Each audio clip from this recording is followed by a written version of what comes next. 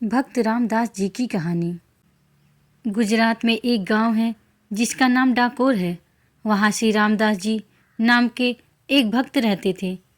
वे हर एकादशी पर द्वारका जाकर श्री रणछोड़ जी के मंदिर में पूरी रात कीर्तन करते थे और अगले दिन वापस लौट आते थे। जब वे वृद्ध हो गए तो भगवान ने उनसे घर पर ही कीर्तन करने को कहा, परंतु उन्होंने ठाकुर जी की यह बात नहीं मानी। उनकी निष्ठा देखकर प्रभु उनसे प्रसन्न हो गए और बोले, तुम्हारे यहाँ आने का कष्ट मुझसे सहन नहीं होता, तुम मुझे अपने घर ले चलो। ठाकुर जी ने कहा, अगली बार गाड़ी लेकर आना, मैं तुम्हारे साथ चलूँगा। इस पर रामदास जी बोले, प्रभु मैं तो बूढ़ा हो गया हूँ और आप तो नौकिशोर हैं, मैं आपको कैसे उठा पाऊँगा। और फिर हर रात आपके मंदिर के बाहर ताला भी लग जाता है, यह कैसे संभव होगा। प्रभु मुस्कुराए और बोले, मैं मंदिर के पीछे की खिड़की खोल दूंगा, तुम मुझे वहाँ से ले जाना, मैं तुम्हारे लिए फूल जैसा हल्का हो जाऊंगा। तुम बस अगली बार गाड़ी ले आना, मैं तुम्हारे साथ चलूँगा। अगली बार रामदास जी ठाकुर जी को ले जाने के लिए बैलगाड़ी लेकर आए। सब लोग देख रहे थे कि यह तो हर बार पैदल और नंगे पैर आते थे, लेकिन इस बार वे गाड़ी से आए हैं। लोग सोचने लगे कि शायद वे बूढ़े हो गए हैं, इसलिए बैलगाड़ी से आए होंगे। रामदास जी मंदिर के पीछे गए, जहाँ ठाकुर जी ने पहले से ही खिड़की खोल दी थी। ठाकुर जी ने अपना पूरा श्रृंगार और गहने पहन रखे थे। उन्होंने रामदास जी से कहा, मुझे अपने साथ ले चलो।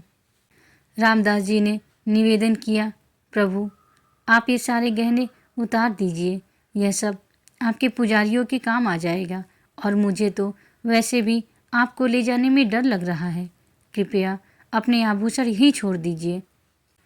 भगवान ने सारे आभूषण उतारकर मंदिर में फैला दिए। इसके बाद उन्होंने कहा, अब मुझे अपनी गोद में ले लो।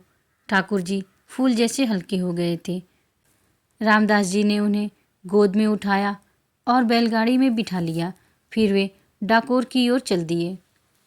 जब रणछोड़ जी के पुजारियों ने अगले दिन मंदिर खोला तो देखा कि मंदिर में हर जगह आभूषण फैले हुए थे और ठाकुर जी वहाँ नहीं थे।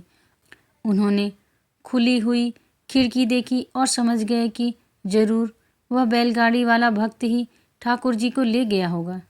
सभी पुजारी घोड़ों पर सवार होकर और भाला बर्छी लेकर ठाकुर जी को ढूंढने निकल पड़े।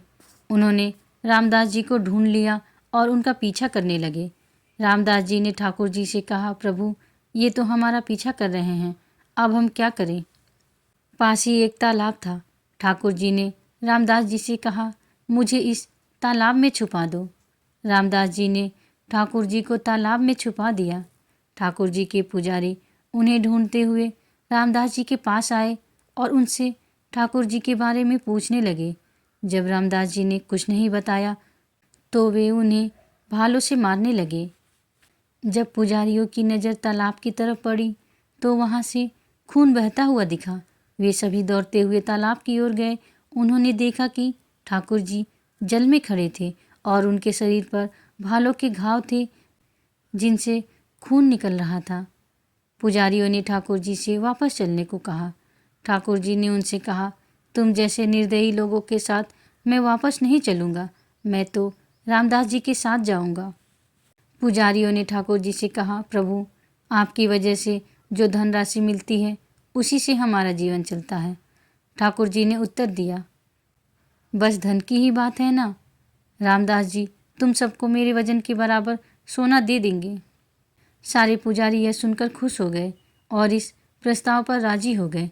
यह सुनकर रामदास जी बोले, अरे प्रभु, एक तो आपने वैसे ही मुझे पिटवाया और अब कह रहे हो कि मैं इन्हें सोना दे दूं। मेरे पास सोना कहाँ है, मैं तो गरीब हूँ। प्रभु ने सबको डाकोर चलने को कहा। रामदास जी आगे आगे ठाकुर जी को बैलगाड़ी में लेके चले और ठाकुर जी के पुजारी अपने घोड़ों पर उनके पीछे पीछे चल रहे थे। डाकोर पहुँचने के बाद ठाकुर जी ने रामदास जी से कहा कि एक तराजू ले आओ और उसकी एक तरफ सारा सोना रख दो। ठाकुर जी खुद तराजू के एक तरफ बैठ गए। रामदास जी ने कहा, प्रभु, हमारे पास तो सोना है ही नहीं।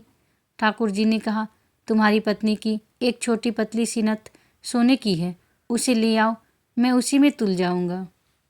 जैसे ही रामदास जी ने वह सोने की नथ तराजू के दूसरे पल्लड़े में रखी तो वह पल्लड़ा भारी हो गया। ठाकुर जी ने अपने पुजारियों से कहा, सोना तो मेरे वजन से बहुत ज़्यादा है, लेकिन रामदास जी उदार हैं, तुम यह सारा सोना ले जाओ। पुजारियों ने उनसे कहा, प्रभु, हमारे साथ ऐसा न करें। ठाकुर जी ने उत्तर दिया, मैं रामदास जी को छोड़कर जाने वाला नहीं हूँ। तब प्रभु ने अपना दूसरा स्वरूप प्रकट किया और अपने पुजारियों को साथ ले जाने के लिए दिया। श्री रणछोड़ जी रामदास जी के घर में ही विराजे। इस प्रसंग में भक्ति का प्रताप प्रकट होता है। भक्त के शरीर पर पड़ी चोट को प्रभु ने अपने ऊपर ले लिया। रामदास जी भगवान को एक डाकू की तरह लूट लाए थे, इसलिए उनके गांव का नाम डाकोर पड़ा। आज भी श्री रणछोड़ भगवान को इस घटना की याद में पट्टी बांधी जाती है। राधे राधे।